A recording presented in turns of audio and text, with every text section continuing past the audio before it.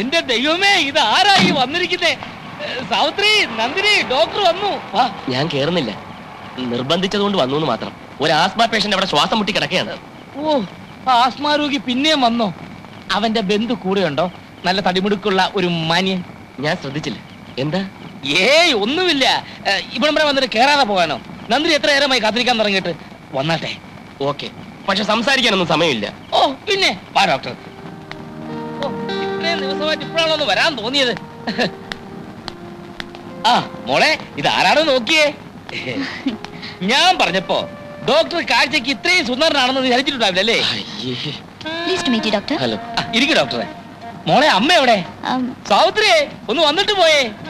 ആ, എന്താ മോളെ നീ ഡോക്ടറോട് സംസാരിക്കാത്തത്? അല്ല, ആസ്മ രോഗി. ഓ പിന്നെ, ഒരു ആസ്മാ രോഗി. ഏത് ആസ്മാ രോഗി? അത് ആശുപത്രിയിൽ നിന്ന് വരുമ്പോ ഒരു ആസ്മ രോഗിക്ക് ശ്വാസം മുട്ടലായിരുന്നു. ഓഹോ, എന്നിട്ട് എന്ത് മരുന്ന് കൊടുത്തു? അത് മരുന്നൊന്നും കൊടുത്തില്ല. കൊടുത്തില്ലേ? ഇല്ല. ശ്വാസം മുട്ടുന്ന അവസ്ഥയിലാണെങ്കിൽ മരുന്ന് കൊടുക്കാതെ എങ്ങനെയാ? അത് മിക്ക രോഗങ്ങൾക്ക് ഞാൻ മരുന്ന് കൊടുക്കാറില്ല. അതാണ് എന്റെ സ്പെഷ്യാലിറ്റി. അങ്ങനെ മരുന്ന് കൊടുക്കാതെ പല മരുന്നുകളുടെ പേര് പോലും ഞാൻ മറന്നുപോയി. പിന്നെ വിളിക്കാതെ. നമ്മുടെ സുന്ദരനായ ഡോക്ടറെ നീ കണ്ടിട്ടില്ലല്ലോ? കണ്ടു, കണ്ണു നിറയെ കണ്ടു. അച്ഛൻ എന്തിനാ ഇദ്ദേഹത്തെ ഇടയ്ക്കിടയ്ക്ക് സുന്ദരനായ ഡോക്ടർ എന്ന് വിശേഷിപ്പിക്കുന്നത്? ഡോക്ടർ സുന്ദരനായതുകൊണ്ട്. പൊടി. പിന്നെ സാവിത്രി, കൂട്ടൊക്കെ പെട്ടെന്ന് എടുത്തു വെച്ചോ. നിങ്ങൾ ഡോക്ടർമാരായി, ഡോക്ടർമാരെ പാടായി. അവർ സംസാരിക്കട്ടെ, നമ്മളിവിടെ നിൽക്കണ്ട. അല്ല, ആസ്മ പേഷ്യന്റ്. ആസ്മ പേഷ്യന്റ് പടിയായി. ഡോക്ടർ അവിടെ ഇരുന്നേ.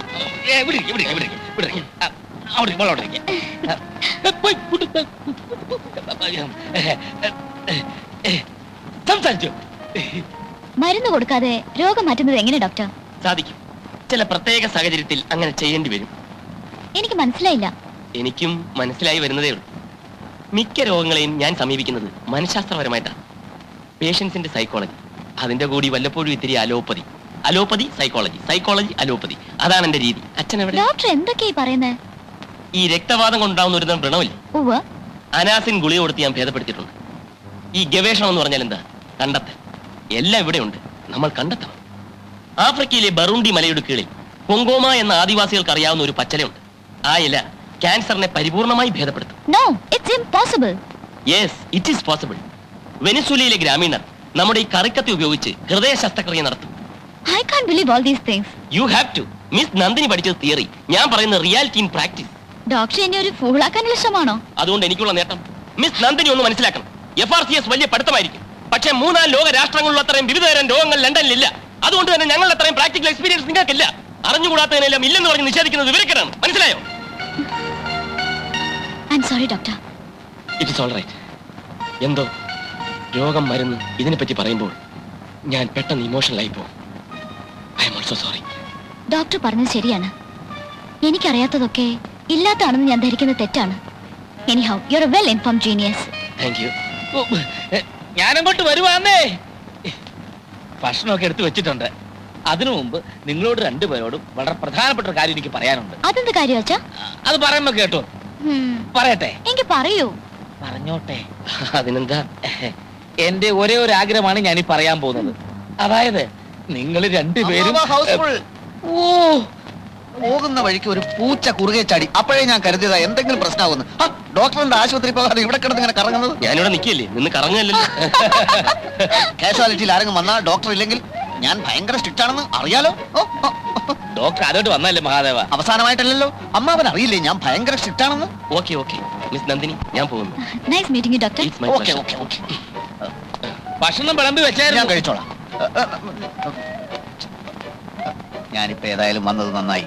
ഞാൻ ഭയങ്കര സ്ട്രിക്റ്റ് ആണെന്ന് നന്ദിനിക്ക് ബോധ്യപ്പെടാൻ ഒരു അവസരം കിട്ടിയല്ലോ. ഫസ്റ്റ് ഷോ ഹൗസ്ഫുൾ ആയെന്ന് വെച്ച് നിനക്ക് സെക്കൻഡ് ഷോ ശ്രമിച്ചുകൂടായിരുന്നോ? ഇതാണ് നിന്റെ കുഴപ്പം. തിയേറ്ററിൽ ചെന്നപ്പോൾ നോട്ടീസും പാട്ടുപുസ്തകവും കിട്ടി, കഥാസാരം പിടികിട്ടി, നന്ദിനിയെ വശത്താക്കാനുള്ള ചില അടവുകൾ പഠിച്ചു. എനിക്ക് നല്ല വിശപ്പ്, അകത്തേന്ന് വല്ലോ കഴിക്കട്ടെ. സാവിത്രി, ആ മേശപ്പുറത്തിരിക്കുന്ന ആഹാരം എടുത്ത് ഫ്രിഡ്ജ് വെച്ചോ. മഹാദേവൻ വരുന്നുണ്ട്, കുറച്ച് കഞ്ഞി വിളമ്പിക്കോ. മുറി മുഴുവനും തിരക്കി. നീ മുറ്റത്തുള്ള കാര്യം ഞാൻ അറിഞ്ഞു. എന്താ? എടി, നിന്നെ വിളിച്ചപ്പോ ഞാനാ ഫോൺ എടുത്തേ. എന്റെ ശബ്ദം കേട്ടതുകൊണ്ടായിരിക്കണം പുള്ളിക്കാരനൊന്ന് പരിങ്ങി. ഒന്നും അറിയാൻ മേലാത്തതുപോലെ. എടി, നമ്മുടെ ഡോക്ടറെ, ഡോക്ടർ രാജഗോപാൽ. നീ ഉടനെ ഹോസ്പിറ്റലിലോട്ടൊന്ന് ചെല്ലേ. എന്തിന്? അതെനിക്കെങ്ങനെ അറിയാം? രണ്ടുപേരും ഡോക്ടർമാരാകുമ്പോ തമ്മി എന്തെല്ലാം കാര്യങ്ങൾ പറയാൻ കാണും. രോഗത്തെ പറ്റി, രോഗികളെ പറ്റി. ഇത് വല്ലതും എനിക്കറിയാവോ? ആ ചെല്ലി ചെല്ലി, അങ്ങനെയോടെ നിന്നെയും കാത്തിരിക്കുക. പിന്നെ ഞാനല്ല സൂചിപ്പിച്ച കാര്യത്തെ പറ്റിയും പുള്ളിക്കാരൻ വല്ലതും പറയാനുണ്ടെങ്കിലോ? എനിക്കൊന്നും മനസ്സിലാവുന്നില്ല അച്ഛാ. നീ ഇത്രയൊക്കെ മനസ്സിലാക്കിയാ മതി. ചെല്ലേ, ഈ ഉടുപ്പൊക്കെ ഒന്ന് മാറിക്കാൻ മോളെ. ചെല്ലു മോളെ, ചെല്ല്.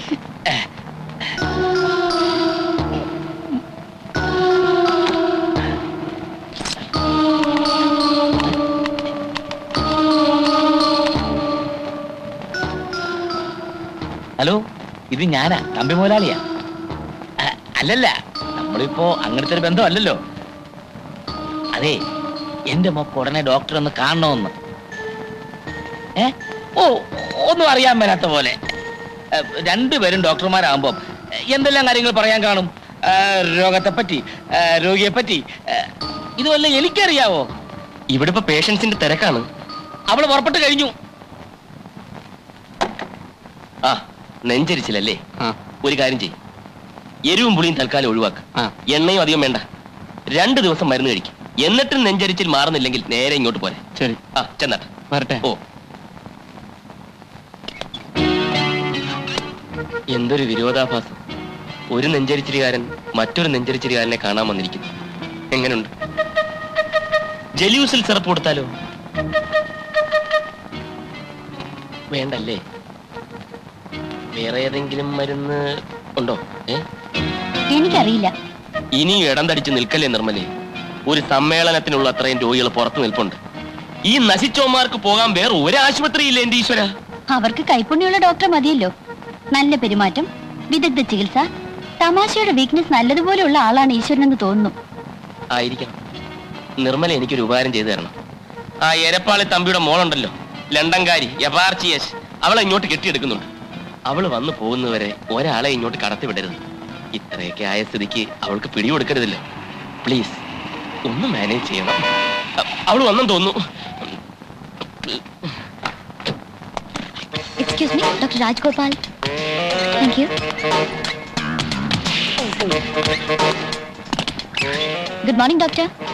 ആ, ഗുഡ് മോർണിംഗ്. വരൂ. പുറത്ത് നല്ല ആൾക്കൂട്ടം ഉണ്ടല്ലോ. ഈ തിരക്കിനിടയിൽ സംസാരിക്കാൻ.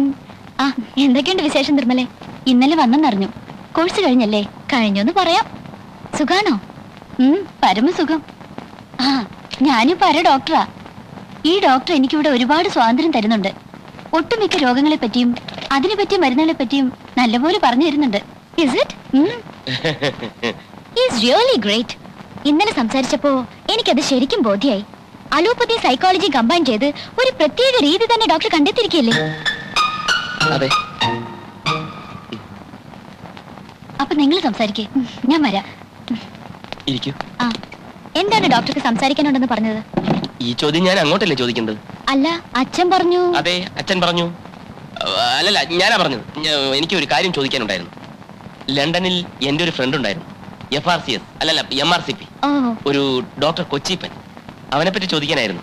കണ്ടോ? അവനെ അവിടെ വെച്ച് കണ്ടോ? കൊച്ചിപ്പനോ? അതാരാ? അപ്പൊ കണ്ടില്ല. ഇതാണോ അത്യാവശ്യ കാര്യമാണെന്ന് പറഞ്ഞത്? ഇത് ഫോണിൽ കൂടെ തന്നെ സംസാരിക്കായിരുന്നല്ലോ. ആകാമായിരുന്നു.